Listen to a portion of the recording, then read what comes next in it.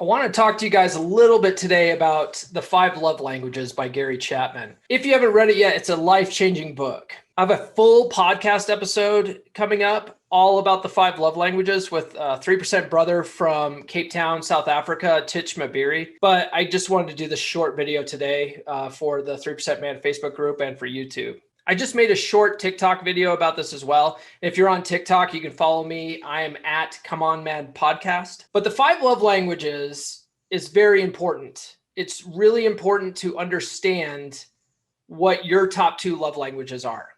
And it's also important to understand if you're in an exclusive relationship, it's important to understand what your partner's top two love languages are. Once you both understand what each other's love languages are, then you need to speak to your partner in their love language. If either person is not willing to speak to the other person in their love language, then the relationship is just not going to work out. It just won't. And I bring that up because that was the big catalyst for me breaking up with my last exclusive girlfriend.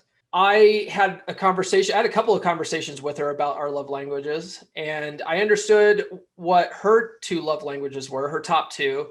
And I told her what my top two were, but when I brought it up, like, hey, these are my love languages. I need you to speak to me in those love languages. She just wasn't willing to do it. She says, well, that's not how I speak to people in love language. I'm like, that's not how this works. That's not how any of this works. So yeah, I mean, it became apparent that she was absolutely refusing to speak to me in the love language that I need.